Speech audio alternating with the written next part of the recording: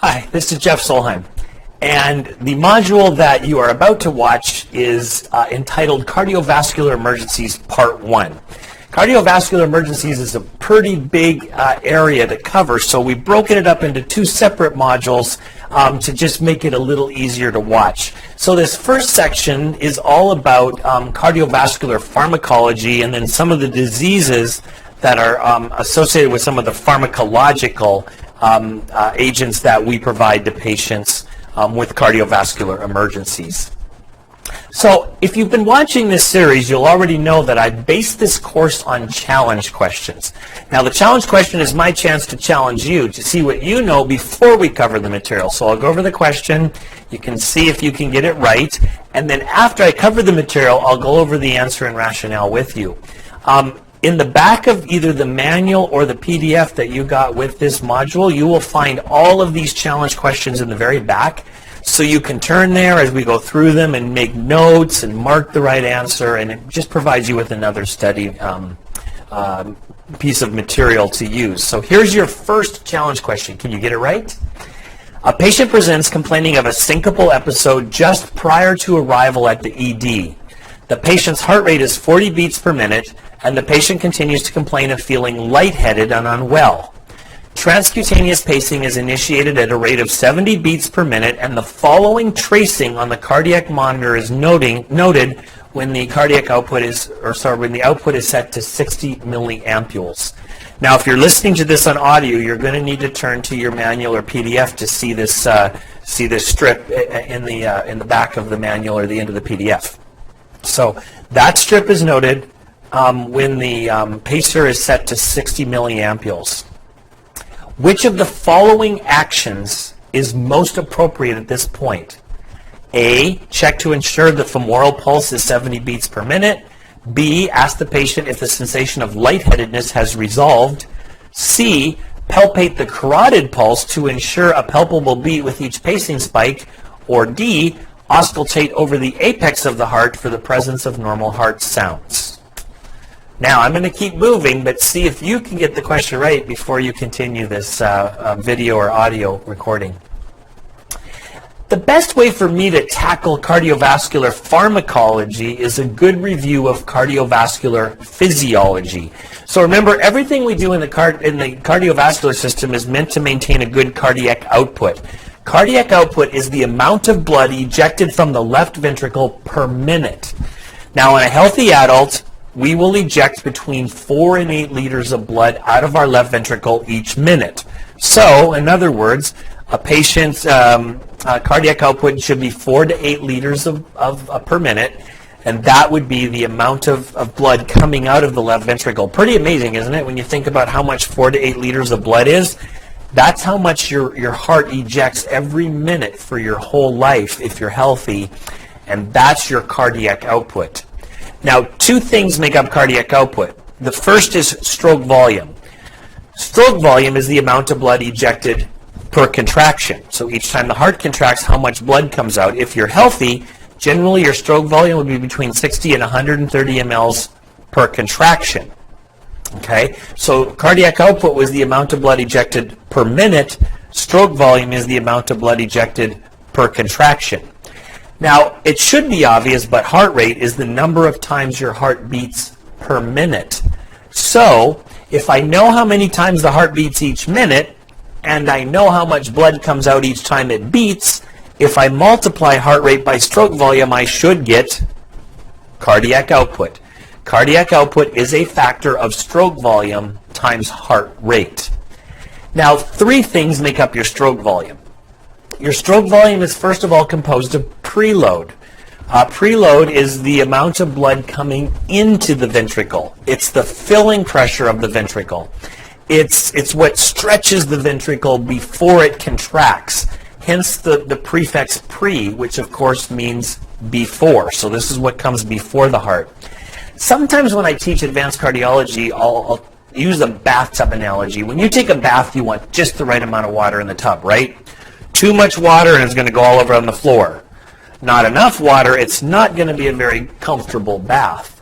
Well, same with your heart. You need just the right amount of blood in your heart for the appropriate cardiac output. If I don't put enough blood in, then of course the heart won't stretch enough to contract. But if I put too much blood in, it can stretch beyond its capacity, and then of course the heart will have less contractility. So preload is what fills the heart. And if we use the bathtub analogy, what would be the preload in the bathtub? What fills the bathtub? Well, hopefully you said faucet, right? The faucet is what fills the bathtub. And the faucet's got to be just right. You got to put just the right amount of water in the tub from the faucet to give yourself a good bath. Well, same with the heart. You have to have just the right amount of blood in the ventricles in order for them to work maximally. Now, if we keep this analogy going, what's the faucet on the right side of the heart? What fills the right side of the heart? Think about it. What empties into the right side? The vena cava, right? So if you want to know what the preload is on the right, if you're using hemodynamic monitoring, you would measure CVP, central venous pressure, because CVP is a measurement of the pressures on the right. Now, if you're using non-invasive, and a lot of times in the ER we don't use hemodynamic monitoring, so if you're not using hemodynamic monitoring, you can do non-invasive or crude measurements. The crude measurement of the pressure in the vena cava is JVD, because the jugulars dump from the jugulars into the vena cava. So if your vena cava pressures are high, then of course the blood's going to back up in the jugulars and give you JVD. So JVD is a crude measurement of right ventricular preload. CVP is an invasive and accurate pressure of the preload on the right. Now what's the faucet on the left? What empties into the left ventricle on the left side? The pulmonary circulation, right? So if you're using hemodynamic monitoring, a pulmonary wedge pressure is the way to measure pulmonary pressures. If you don't have hemodynamic monitoring, the crude measurement would be lung sounds. If you have heavy pressures in the pulmonary circulation, you have wet lungs. And if you don't have a lot of pressure in the lungs, then the lung sounds are dry. So to summarize, preload on the right is measurement in the vena cava. Hemodynamically, it's measured by CVP, and non-invasively, it's measured by JVD. On the left, hemodynamically, pressures are measured by pulmonary wedge pressures, and non-invasively by lung sounds. Now, preload is obviously important for for stroke volume, right? You have to fill the heart before you can empty it. If you don't have preload and the ventricle's empty, you're never going to have good stroke volume. The second component of cardiovascular physiology and the second component of stroke volume is afterload. Afterload is what comes after the heart. It's what the heart has to push against to empty. Okay? Now, think about it. What would the afterload be if we use that bathtub analogy? What does the heart have to push against to empty? Not the heart. What does the tub have to push against to empty? Pushes against the drain, right? The drain is the afterload. If you have a big old hair clog in your drain, it's not going to empty. But if you don't put the stopper in the drain just right, it's never going to fill. And so you have to have just the right afterload. You got to have a stopper in there, but you can't have anything occluding it. Well, same with the heart. When your heart contracts, if it has to push against a lot of pressure, like a hair clog, it's going to keep backing up, and you're going to end up with a very poor stroke volume because nothing comes out. However, if you don't have enough afterload, remember that the aortic valve, when the heart contracts, it forces the aortic valve open and blood goes into the aorta. But then when the pressure is higher on the aortic side, it pushes back against the valve and snaps it closed. If you don't have good afterload, well, then there may not be enough back pressure to close the valve, and the valve will always stay open. So afterload is an important component of stroke volume. Too much afterload and no blood comes out, not enough afterload and the aortic valve won't close, and then you're going to have a leaky heart, so to speak. So how do we measure afterload on our patients? I bet you do it on every patient you take care of. Afterload is a Well, blood pressure, really, because blood pressure is the pressure in the arterial system, including the aorta, which is what you're pushing against. The only thing is I can't say you have an afterload of 120 on 80, because 120 and 80 is two pressures, 120 and 80. So to figure out actual afterload, we have to figure out the mean arterial pressure, or the average pressure in the arterial system over the entire cardiac cycle. Now remember, your heart spins twice as long in diastole as it does in systole. So to figure out afterload, you have to take 2 times diastolic, because you spin twice as long there, add it to systolic and divide by 3. So 2 times 80 plus 120 divided by 3 is the way you'd figure out the mean arterial pressure of somebody whose blood pressure is 120 on 80. And the mean arterial pressure, or the average pressure in somebody whose pressure is 120 on 80, is 93.3, which is very healthy. Any afterload in the 90s or 80s is considered a healthy afterload, and you'll probably have a good stroke volume if your afterload is in the 90s or 80s. Now, if the afterloads start getting down there below 80 or above 100, it's going to negatively impact the afterload, and that in turn could drop the stroke volume. The third and final component of the stroke volume is contractility. Contractility, of course, is the force of contraction. It's how hard the heart contracts. Now, we don't usually measure this one in the emergency department. You could measure it. If you send them over to ultrasound, they can do an ejection fraction, and that tells you the degree of contractility, but that's rarely, if ever, done. So, to summarize, stroke volume is made up of preload, what comes into the heart, afterload, what the heart has to push against to empty, and contractility, how hard the heart contracts. Stroke volume times heart rate equals cardiac output. And cardiac output is the amount of blood ejected per minute, and everything we do in the cardiovascular system is meant to maintain a good cardiac output. So that brings us to cardiovascular pharmacology. In cardiovascular pharmacology, every drug we give is meant to maintain a good cardiac output. But really, there's no drug we know of that directly impacts cardiac output. So to figure out, or to look at cardiovascular pharmacology, what we have to do is we have to adapt all those boxes underneath cardiac output. So we can change cardiac output by either altering heart rate, preload, afterload, or contractility. And then those will indirectly affect cardiac output. So we can't directly impact it, but we can impact it by impacting the boxes under it, so to speak. So if you want to affect heart rate, you can give the patient either a chronotrope or a dromotrope. Chronotropes affect the heart rate at the SA node. Dromotropes affect the heart rate via automaticity. And if you've forgotten what automaticity is, it's the speed at which electricity moves through the heart. So a positive dromotrope will make electricity go through the heart faster, increasing the heart rate. A negative dromotrope will make electricity go through the heart slower, decreasing the heart rate. Whereas chronotropes affect the SA node. A positive chronotrope makes the SA node fire faster, and a negative chronotrope makes the SA node fire slower. So we affect heart rate by chronotropes and dromotropes. Now, if I want to affect contractility, I give an inotrope. A positive inotrope increases contractility, and a negative inotrope decreases contractility.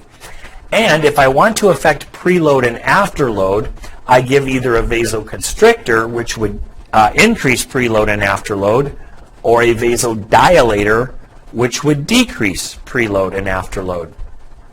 So for a little while, let's actually look at these various classifications of drugs. Let's start with drugs that affect the heart rate, your chronotropes and dromotropes. Let's start with bradycardias. Now, bradycardia is defined as any heart rate low enough to create symptoms. Symptoms of bradycardia that may require treatment include hypotension, pulmonary congestion, dizziness, shock, chest pain, shortness of breath, heart failure, weakness, fatigue, and altered mental status. If the patient's heart rate is low with any of those symptoms, they need treatment. Now, sometimes people can have very low heart rates but not have symptoms. And if that's the case, if their heart rate is low but they have no symptoms, then we just observe them. But if they do have symptoms, the two first-line treatments for bradycardia are atropine and transcutaneous pacing. Now, the dose of atropine that's indicated for bradycardia is 0.5 milligrams. You can repeat atropine every 3 to 5 minutes as needed if it doesn't bring the heart rate up. Never give doses lower than 0.5 milligrams. Any dose below 0.5 can cause a paradoxical bradycardia. Note that atropine is probably not going to be effective if the patient has a bradycardia due to heart block, because, of course, atropine works on the SA node. I can get the SA node firing as fast as I want, but if the patient has an AV block, they're not going to get any increased pulse. So it's not useful for bradycardia due to heart blocks, and it's unlikely to be effective if the patient's had a cardiac transplant in the past, because there's no parasympathetic stimulation to the heart. So in those cases, you would have to go directly to pacing or your second-line drugs. Second-line drugs that can be used if atropine doesn't work include epinephrine and dopamine. Now, transcutaneous pacing is the other option that is available for bradycardia. There's actually 3 types of pacing that you may encounter when you take your CEN. Transcutaneous pacing, which we're going to talk about now, but you may also have questions on transvenous pacing or implanted pacemakers. So let's look at each of these individually. Let's start with transcutaneous pacing. As the name implies, transcutaneous is across the skin.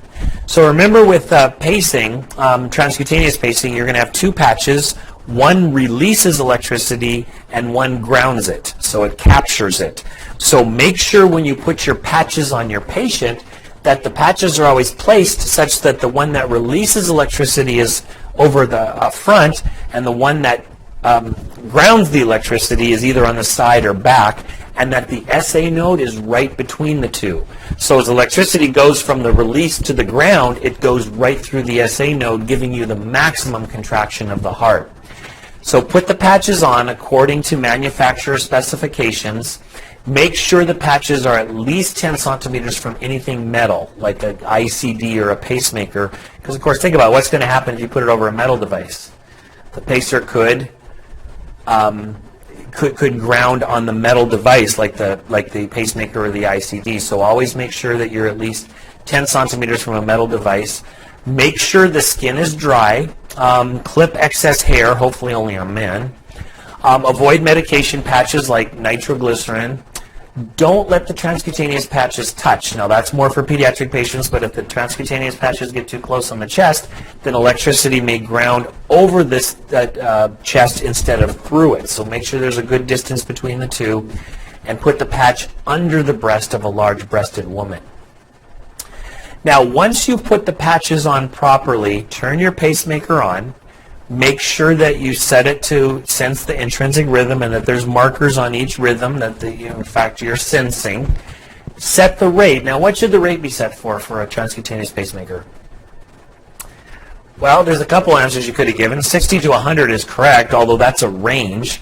So usually the perfect answer is 70 beats per minute. Okay? Because 70 is what the average person's heart rate is. So that's usually where we start, unless you know their intrinsic rhythm.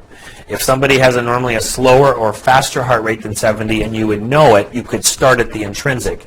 Otherwise, start at 70 since that's pretty average. So set the rate, and then you're going to set the output. Now, what would you set the output at? Well, hopefully you said that you're going to set the output to capture. Capture is where you turn the output up until you have pacing spikes followed by an upside-down QRS. And if you have an upside-down QRS after each pacing spike, then you know you have capture. So you turn it up till you have capture, and then turn it to 10% above capture. Now, once you have capture, make sure that you have both electrical and mechanical capture. I may see the pacing spike with the upside-down QRS on the EKG machine. That's electrical capture, but that doesn't mean the heart's responding if they're in PEA. So you'll want to make sure they have mechanical capture, and the best way to do that is check for a pulse and make sure there's a pulse to match each pacing spike. The only thing is, with transcutaneous pacing, don't use the carotid, because the contraction of the neck muscle could be misconstrued as a pulse. So always use either femoral or brachial pulses with transcutaneous pacing to ascertain that there's a pulse per spacing spike. Now, this pacing can be quite uncomfortable for a patient because, of course, the large muscles of the chest can contract, so you should consider patient sedation to reduce the discomfort of the contraction of the muscles of the chest and neck. So, there's our challenge we started with, right? You had a patient, had a syncopal episode, heart rate was 40, patient was feeling lightheaded and unwell. Transcutaneous pacing is initiated at 70 beats per minute, and when the output is 60 milliampules, and you get the following tracing. So you got a pacing spike with an upside down QRS. What was the next most appropriate course of action? Let's go through them. Check to ensure the femoral pulse is 70. Yes, that is the correct answer. And that's because, of course, you'll want to check femoral as opposed to carotid and make sure that there is a pacing spike, or there's a femoral palpable beat with each pacing spike. Ask the patient if the sensation of lightheadedness is resolved. I suppose that's not completely wrong, but it's definitely not the best answer. The patient, it may take a while for the lightheadedness to resolve after you start the pacing, so that doesn't mean that the pacer is effective just because the lightheadedness continues. Palpate the carotid pulse? No, don't use carotid. We already talked about why. And then auscultate over the apex of the heart for the presence of normal heart sounds. Again, I suppose that's not 100% wrong, but the chance of being able to hear those heart sounds is less reliable than actually palpating for a good femoral pulse. So A is by far the best answer. Next challenge. A patient presents to the ED with acute shortness of breath and a reduced level of consciousness. The pulse is weak, palpated at 220 per minute, and the patient has the following strip on the monitor. Now again, if you're listening to the audio version, you'll need to look at this strip in your handout or PDF. So if they have the pulse of 220 with that strip, what's the next most appropriate course of action? A, perform carotid massage. B, administer a weight-appropriate dose of lidocaine. C, performed synchronized cardioversion with 100 joules of energy via monophasic defibrillator. Or D, perform unsynchronized defibrillation with 50 joules of energy via biphasic defibrillator. What do you think? We'll get back to it in a minute. All right. So we've talked about transcutaneous pacing, pacing across the skin. Let's talk now about transvenous pacing. So this, of course, is where you directly pace the heart. So the leads themselves have to be fed in through a central line, and then they'll come into contact with the myocardium directly. Now, once the central line is placed and the leads are placed, the leads will come out of the central line, and they should be attached to an external generator. And you're going to use the same settings on the external generator that we did on the transcutaneous pacer. So you're going to have a rate control on the transvenous pacemaker, and the rate should be set to exactly what it was set to on the transcutaneous. So if you're at 70 transcutaneous, go 70 on transvenous. Output should be set to, again, should be set to capture. Just note that you're going to have a much lower milliampule capture point on transvenous as opposed to transcutaneous. Transcutaneous, it may take between 40 and 80 milliampules to capture, whereas with transvenous, you may capture with as low as 10 milliampules. But start at 0, turn it up till you have capture, and then go to 10% above the capture point. The third type of pacing that you may encounter on the CEN is the implanted pacemaker. Okay. Now, I know most emergency departments don't implant pacemakers, so the test is more likely to focus on pacemaker malfunctions. So a patient had a pacemaker placed, we'll say 10 years ago, and suddenly they walk into triage with symptoms, and their pacemaker is malfunctioning. Now, the 4 malfunctions associated with implanted pacemaker: failure to pace, failure to capture, undersensing, and oversensing. All right? So let's look at these 4 failures independently, what causes them, and how to treat them. Now, before I get into this, can I give you a few other hints about the CEN? One is to remember that the CEN does have 2 lead EKG strips on it that you will need to interpret. If you go back, the 2 challenge questions I've already given you in this one have shown you how a 2 lead EKG strip could be built into a question. The good news is that while there might be 2 leads, there will not be 12 leads. They don't give you 12 lead EKGs on the CEN. They do give you 2 leads. So you need to be familiar with how to read a 2 lead strip. Now, I don't cover that in this course. I really feel that you should come to your CEN course ready to read 2 lead EKG strips. That's an ACLS skill you should come with you. I'm not going to teach it, but you do need to learn how, or you need to know how to read 2 leads. You don't need to be able to read 12 leads. So with that, let's do some practice strips just for the fun of it on pacemakers. Now again, if you're listening to the audio version of this, you're going to need to refer to your manual to see these strips. But here's 3 strips. One of those strips is failure to pace, one is undersensing, and one is failure to capture. Which of those 3, A, B, or C, is failure to pace? Hopefully you said B. Notice in B there's no pacing spikes and the patient's bradycardic. They're not pacing. If there's a pacemaker there, it's not working. That's a failure to pace. Now, which one is undersensing, A or C? Hopefully you said C. Notice in C how there's pacing spikes in the T wave and pacing spikes after the QRS.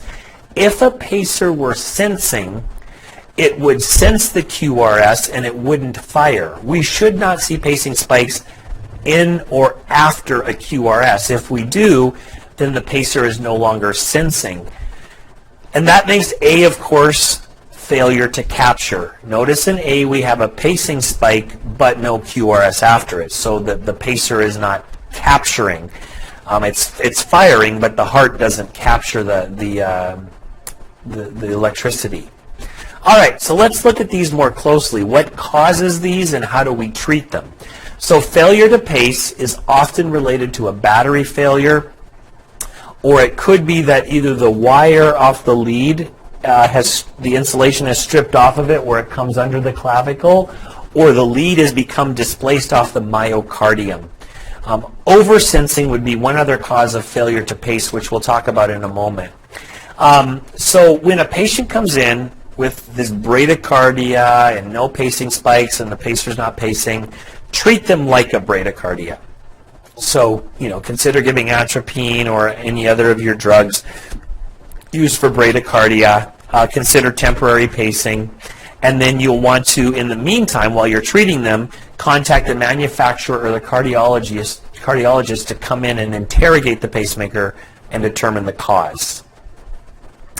The second problem with an implanted pacemaker is oversensing. As the name implies, this is where the pacer is recognizing artifact, usually from the environment. So, things like electric cautery done nearby, an MRI, those types of things. The pacemaker may pick those up and give it a very wavy baseline, and if the waves on the baseline are high enough, the pacer will think it's a QRS and it won't fire, right?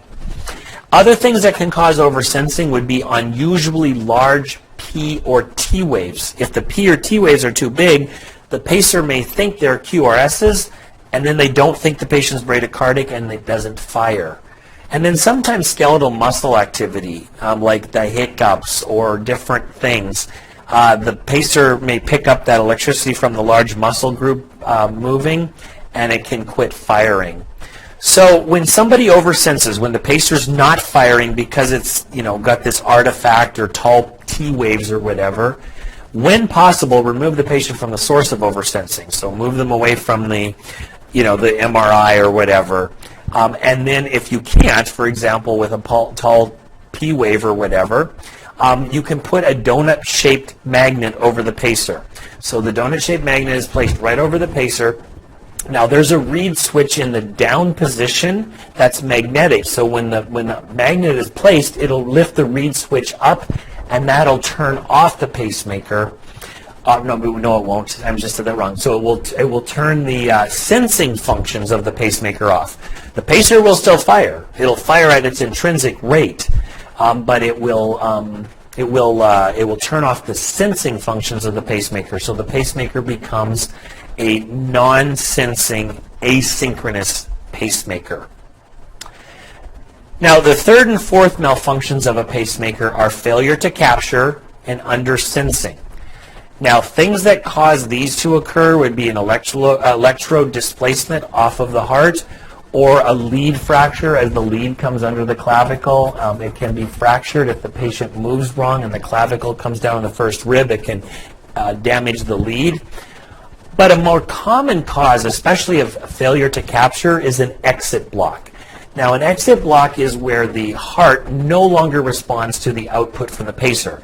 So let's say when the physician placed the pacer, he set it to discharge at 10 milliampules, and normally the heart responds to 10 milliampules and contracts. But for some reason, now the heart needs 16 milliampules to respond, but the pacer's still firing at 10. Then you're going to get a failure to capture, where the pacer's firing but not enough for contraction. Now, what can cause an exit block? Well, cardiac ischemia at the site of the lead.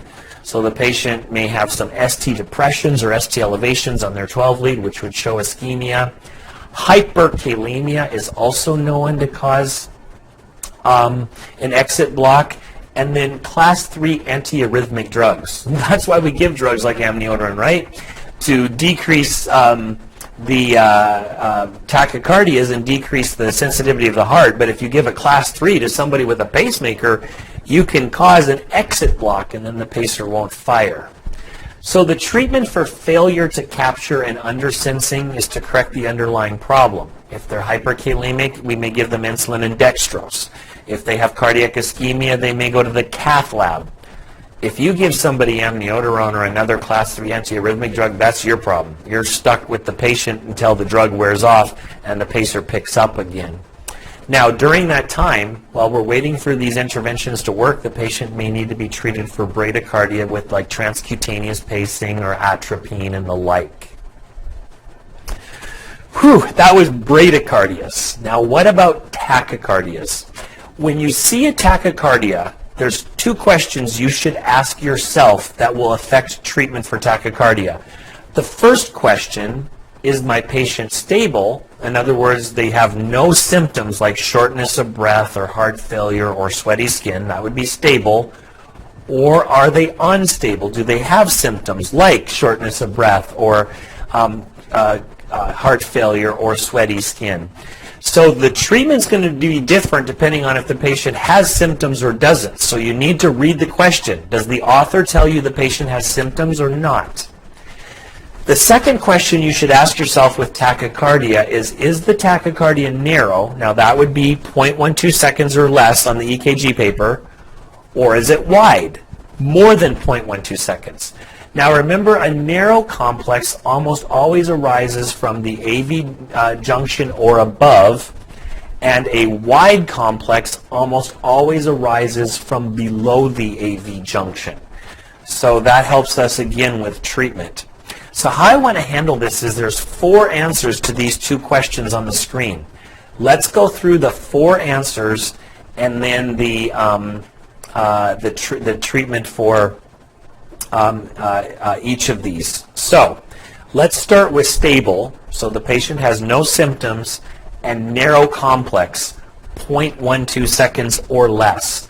Now, if it's a regular narrow complex, start with vagal maneuvers. As long as the patient is asymptomatic, start with your vagals. If the vagals don't work, go to adenosine. Adenosine can be given IV or will be given IV. Now remember, adenosine has a very short half-life, so you have to give it very rapidly, followed by a saline push, lift the arm up. You want to get that drug to the heart as a bolus as quickly as you can. Now, when adenosine works, it may not only slow the heart rate down, but cause either a heart block or asystole. And if it does, then of course you need to wait. It will go away in most cases. It's transient, and hopefully when the heart rate comes back, it'll come back faster. Now, if it doesn't work or the heart rate doesn't speed up, you can always repeat adenosine a second time. Okay, so that's for a stable, narrow complex that's regular. Now, if you have a stable, narrow complex that's irregular, you're going to skip vagals and adenosine and move right to either calcium channel blockers or beta blockers.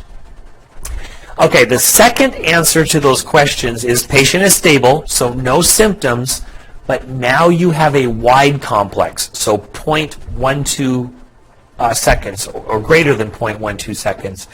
And that indicates that it's arising from below the AV node.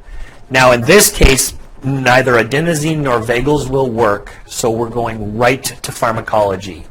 Drugs used to treat a stable wide complex include amiodarone, beta blockers, procainamide, lidocaine, sotalol, magnesium.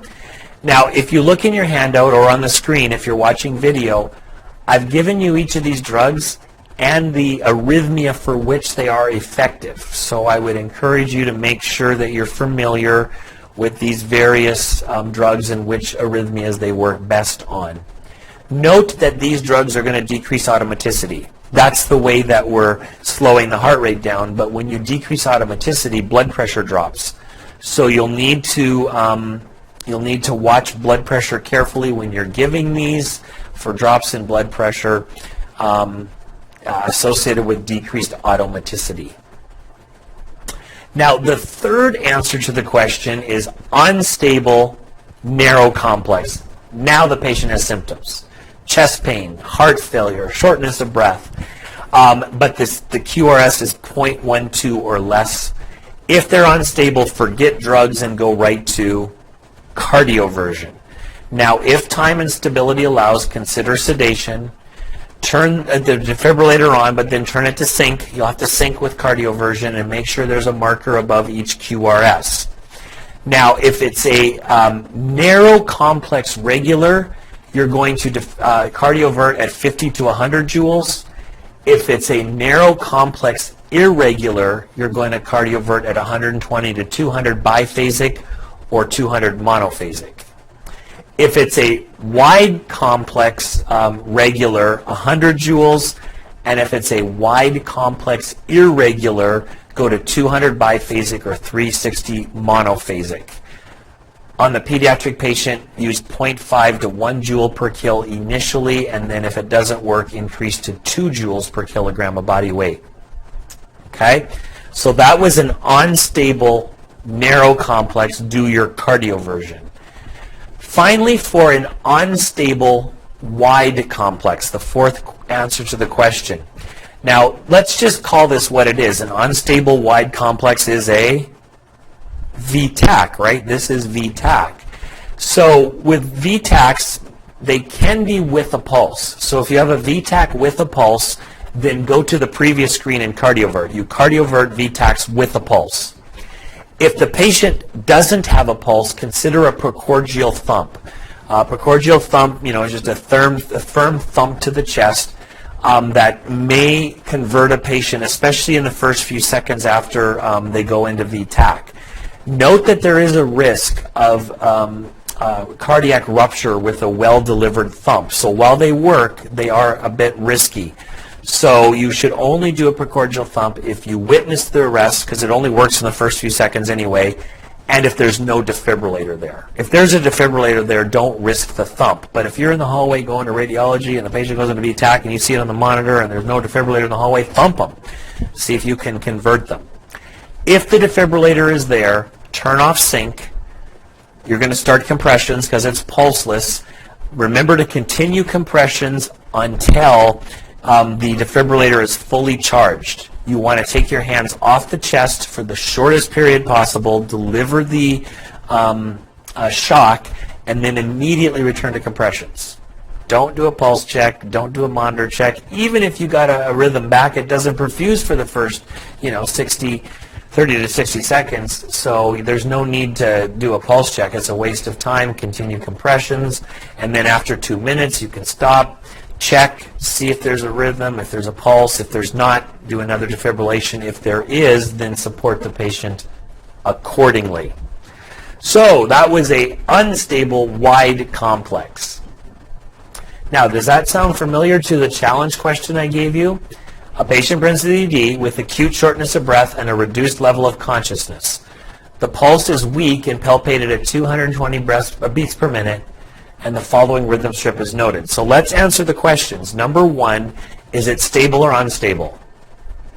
Unstable, right? Because the author said that the patient has shortness of breath and reduced LOC. So it's unstable. And then is it wide or narrow complex?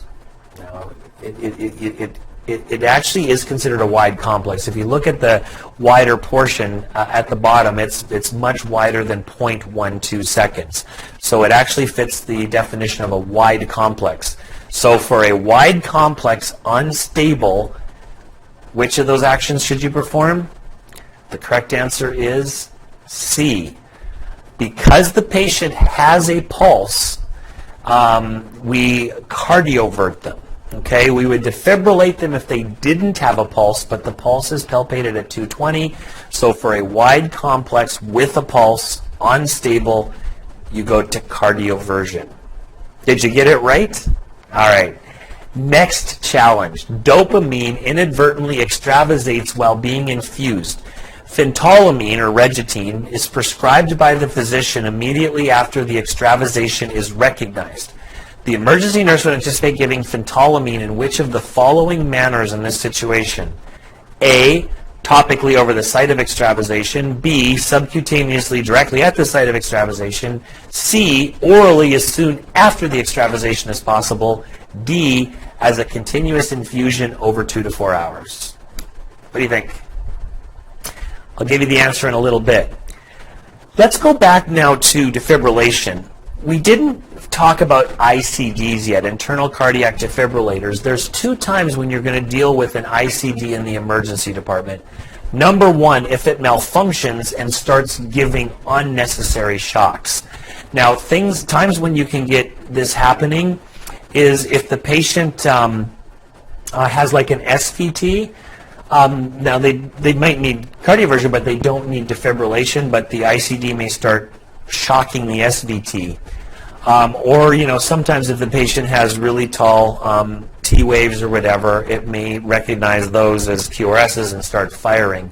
So that would be one time when you'd have to deal with the ICD, is if it malfunctions and shocks unnecessarily, or sometimes if the device just starts firing without any reason at all.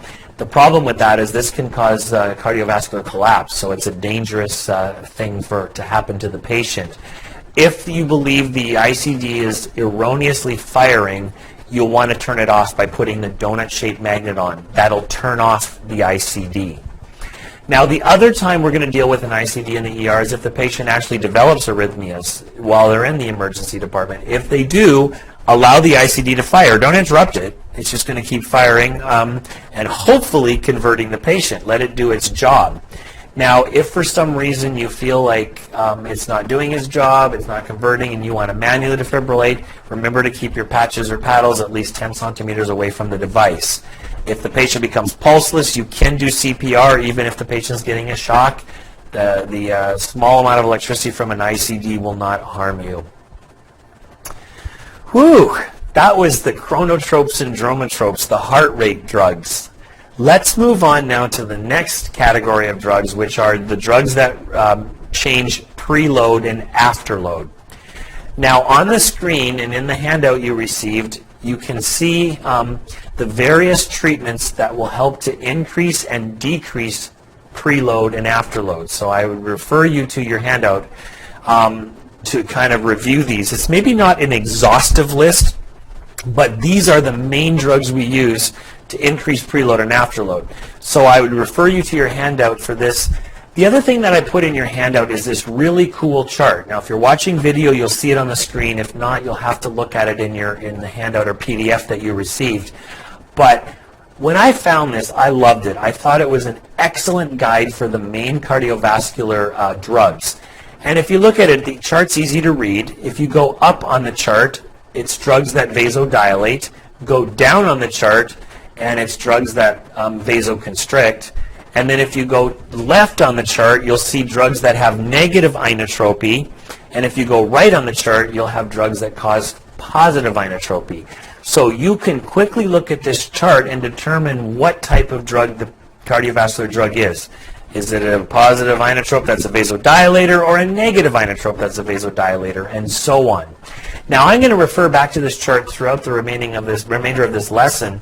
And you might want to just flag it and look at those drugs and make sure you understand, kind of how the drugs fit into that chart. So let's start with vasodilators. So vasodilators are going to dilate, reducing preload and reducing afterload and reducing blood pressure. So let's just quickly go through the main drugs that are vasodilators. ACE inhibitors are drugs that end in pril. They're both venous and arterial dilators. So they drop preload and afterload, and they diurese. So you get 3 actions out of one drug. Makes it perfect for heart failure. However, the side effects are sometimes overwhelming. Patients on ACE inhibitors can have a dry cough, can be very harsh, and sometimes they can't tolerate it. We have to take them off the drug. They can develop hyperkalemia from the diuretic effects, and they can develop angioedema. Now, if a patient can't tolerate an ACE inhibitor, we put them on an angiotensin receptor blocker, a drug that ends in sartan. Now, these are both venous and arterial dilators, so they'll drop preload and afterload, but they don't diurese. So that's why they're a second-line drug to the ACE inhibitor. Milrinone or Primacor is both a vasodilator and a positive inotrope. It's great for heart failure. Now, morphine and nitro are only venous dilators. They drop preload but not afterload. So if you just want to drop preload, then morphine or nitro are great choices. Nipride is both a venous and an arterial dilator. It will drop preload and afterload, and generally it does it pretty quick. So if you need to get it down quick, that's your drug of choice. Let's talk about hypertension for a minute. Hypertension is defined as any blood pressure above normal but below 180 and 120. So that's hypertension. Above normal, below 180, below 120. 180 is systolic, 120 diastolic. Now, a hypertensive emergency, or sorry, let me say it again, a hypertensive urgency is a blood pressure above 180 systolic, above 120 diastolic, without end organ dysfunction. And a hypertensive emergency is a blood pressure above 180 systolic, above 120 diastolic, with end organ dysfunction. So if they're above 180, above 120, but there's no end organ dysfunction, it's hypertensive urgency. And if they do have end organ dysfunction, it's a hypertensive emergency. Now, what are signs of end organ dysfunction? Well, any sign that would go with a really elevated blood pressure. So the patient may come in with signs of renal damage from the high blood pressure, hematuria or decreased urinary output. They may come in with signs of cardiovascular compromise, chest pain, EKG changes, S3S for heart sounds. They may come in with a hypertensive encephalopathy, altered LOC, dizziness, headache, stroke, and seizures. They may come in with retinopathy, retinal hemorrhages, papilledema, epistaxis. A hypertensive emergency is that patient who comes into the ER. They tell you they got a splitting headache, they've had a nosebleed off and on all day, and they haven't peed since they woke up. You do their blood pressure, it's 290 on 190. That is a hypertensive emergency. It's got a systolic above 180, a diastolic above 120 with at least three signs of end organ dysfunction. Now, in patients with a hypertensive emergency, your goal is to give a vasodilator and get the blood pressure down 15 to 20% within the first hour of arrival. And that'll take them down below end organ dysfunction and preserve the organs, okay? We usually use beta blockers or calcium channel blockers for this. Now let me ask the question, 15 to 20% is not much. If you're talking 290 over 190, 15 to 20%, is like what, 40, 50 millimeters of mercury? That's still leaving them very hypertensive. Why don't I bring that pressure down to normal? Why don't I give them enough vasodilators to normalize the pressure? Well, if you answered something along the lines of under perfusion of the organs, you're correct.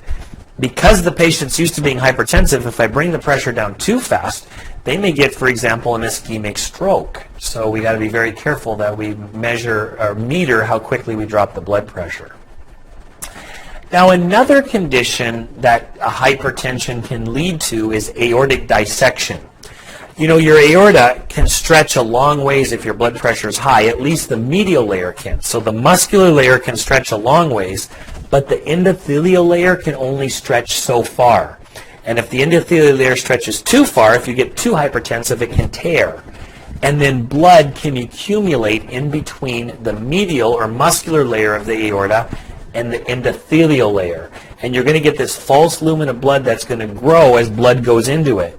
Now, if that lumen gets big enough, it can actually collapse into the aorta and block aortic blood flow, or it can bulge outwards until the medial wall blows, and then the patient obviously exsanguinates out into their chest.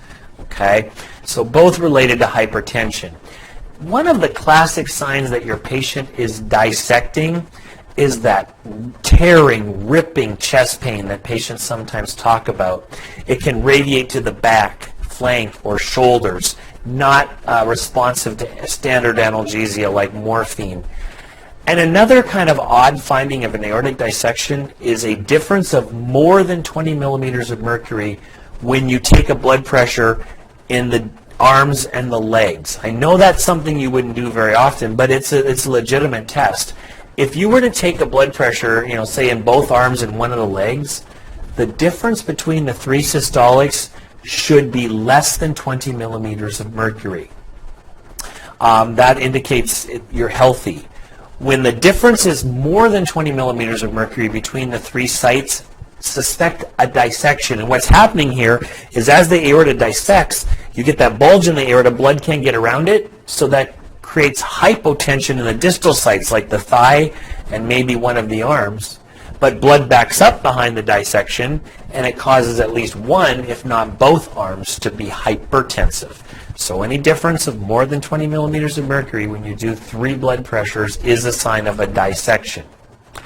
2 places somebody can dissect. You can dissect in the ascending portion where the aorta comes up off the heart, and in this dissection, the bulge is going to occur up into the arch and into the carotids, and then as the bulge grows in the aorta, it's going to push back on the aortic valve, and it can lead to cardiac dysfunction as well as a decreased blood flow to the carotids and the brain. So signs of an ascending dissection up into the arch include altered LOC and stroke-like symptoms, and then as the blood backs up against the heart, we can see the patient tamponading. They may have signs of acute MI or acute aortic valvular insufficiencies. Now, the other place people dissect is after the arch, in the portion that goes down the chest and abdomen. When you dissect in the descending portion, you're more likely to get a decreased blood flow to the renal arteries, leading to anuria and renal failure. There may be a decreased blood flow to the spinal cord arteries, leading to paraplegia and loss of distal pulses. An aneurysm, like a dissection, is a weakened area in a blood vessel, including the aorta, that causes it to bulge. But this one may not be related to hypertension. This could be a congenital abnormality somewhere in the aorta.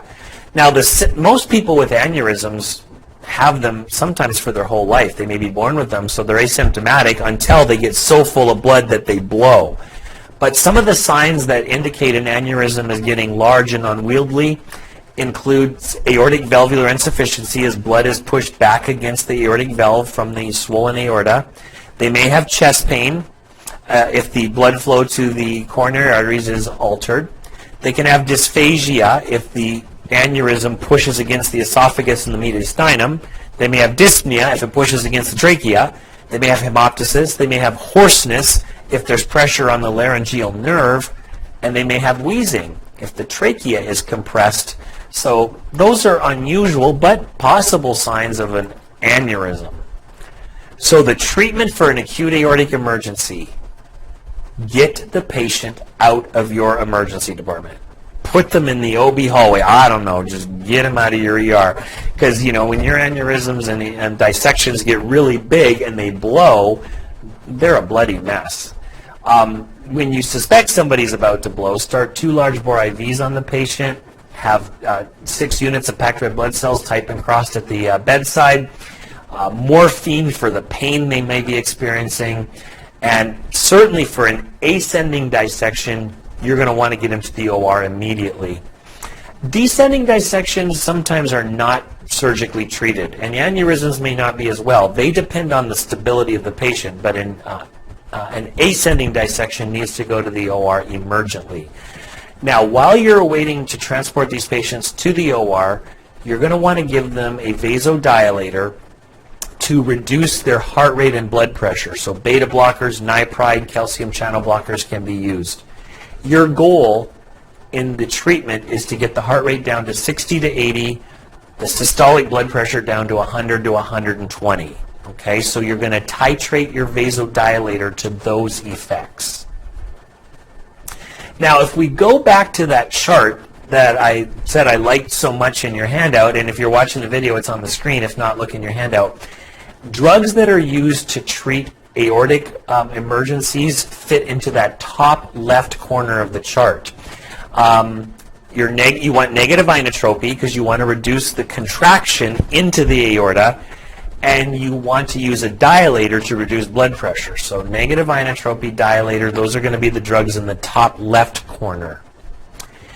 Now let's move down to the vasoconstrictive drugs. And these are the drugs, if you look at that chart, that fit in that right lower section of that chart in your handout.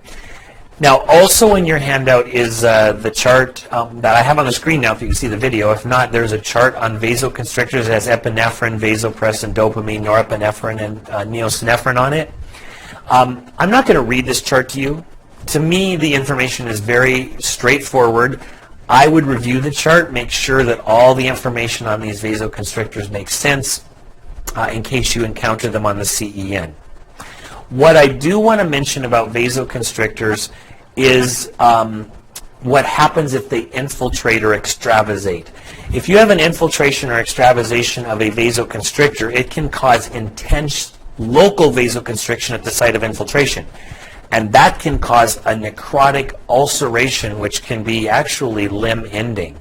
So if you have one of these drugs leak, stop the IV, but leave it in place, because we want to give the patient phentolamine or regitine right at the area of extravasation. And if the IV is extravasated, if you push the phentolamine there, you're going to extravasate the phentolamine locally, and that's good.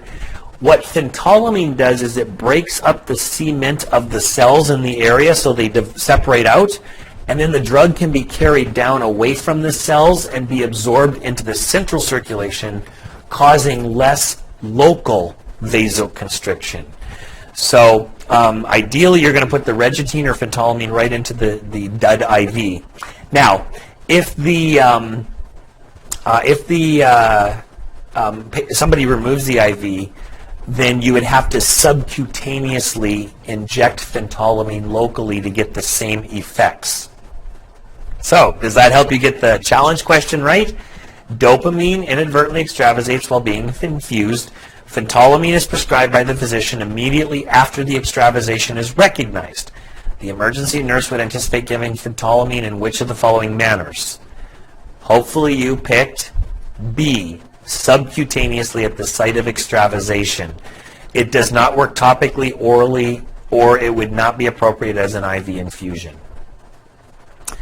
The last set of drugs that we'll talk about is your inotropes, drugs that affect contractility. Now, on the screen, and if you don't have the video version of this, you'll have to look in your handout, I have given you a chart that compares drugs that are positive inotropes that improve contractility and drugs that are negative inotropes that decrease contractility. Now, rarely do we ever want to decrease contractility. That would be an unwanted side effect of a drug, right? Except in an aortic aneurysm or aortic dissection. In those cases, we would want negative inotropes because we want to reduce the pressure going into the tear. But otherwise, negative inotropy is an unwanted side effect. Generally, we're going to give positive inotropes for patients with signs of heart failure. So let's talk about heart failure for a moment. Your heart is two separate pumps. There's the right and the left pump. The only thing they share is a septum. They have different electrical systems, they have different valves, they have different chambers, and so when they fail, they tend to fail independently of one another. Either the right or the left fails. Now, if the right fails, where does the blood back up into? The blood's going to back up into the systemic circulation, right? And you're going to get things like peripheral edema, hepatomegaly, elevated jugular venous distension, and nausea. That's all your systemic signs. Now, of course, if the left side fails, the blood's going to back up into the lungs, and you're going to get your systemic symptoms: shortness of breath, dyspnea, S3 heart sounds, crackles, and pulmonary edema. BNP, brain natriuretic peptide, is a enzyme that's released from an overstretched ventricle. So when ventricles stretch beyond their capacity, and heart failure will make this happen, BNP is released. And BNP is a natural vasodilator and diuretic, so it'll help to reduce failure. BNP can be found in the bloodstream on a blood test, and it's an indication of heart failure. Now, it's not specific to the right or left side. It just elevates in either right or left failure. But the higher the BNP level is in the lab, the worse the failure is. Anything over 100 is considered heart failure of a BNP, and BNPs in that 400 and 500 range usually indicate pretty significant failure. Now, as far as treatment goes, we're going to use drugs in the top right side of that chart in your handout. So to reduce preload, nitroglycerins, diuretics, and allow the legs to dangle. To reduce afterload, ACE inhibitors, nipride, and natricor.